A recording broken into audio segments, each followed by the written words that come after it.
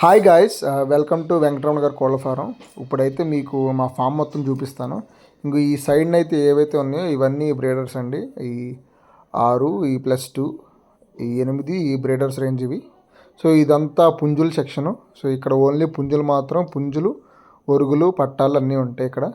ఇదంతా సో ఇక్కడ మామూలుగా పుంజులు అయితే గంపల్లో వేసేస్తాం. ఇక్కడ ఒరుగు పిల్లలు అయితే ఇందులో తిరుగుతూ ఉంటాయి. ఇది 2 ఎకరాలు.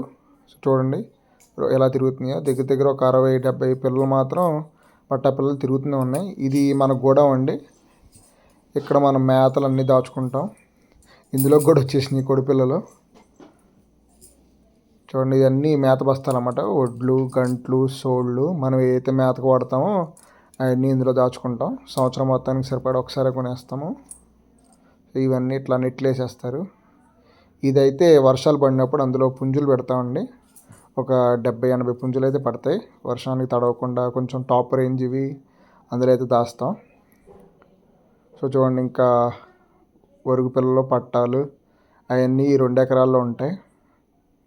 ఒక గంపల్లో అయితే ఒక 100 పుంజు ఉంది ప్రస్తుతం. అంటే 100 పట్టా ఉంది, పుంజు సేల్ అయిపోయింది. ఈ ఒరుగు పిల్లలు అయితే ఒక 60-70 తిరుగుతున్నాయి. సో ఇదంతా వాటి డివిజను.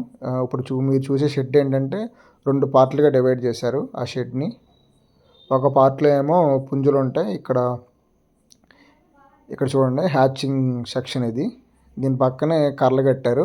ఏంటంటే ఇక్కడ ఒరుగు పిల్లలు ఉండడానికి. నెక్స్ట్ ఇంకో డివిజన్ ఏంటంటే ఇక్కడ పెట్టలు ఉంటాయి. పెట్టలు ఒక 120-130 దాకా ఉంటాయి. పెట్టలు ఓన్లీ ఇందులోకే. ఇక్కడ చూడండి డివిజన్ ఎలా చేసామో.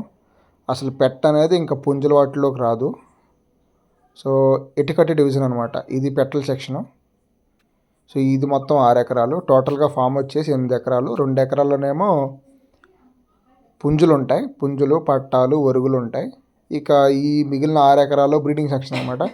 పెట్టలను ఇంకా అట్లా ఫ్రీగా వదిలేస్తారు. చూడండి ఎలా పెట్టుకున్నామో లైన్ టు లైన్. చాలా నీట్గా అయితే మెయింటైన్ చేస్తాం. హైజీనిక్గా అయితే ఉంటుంది.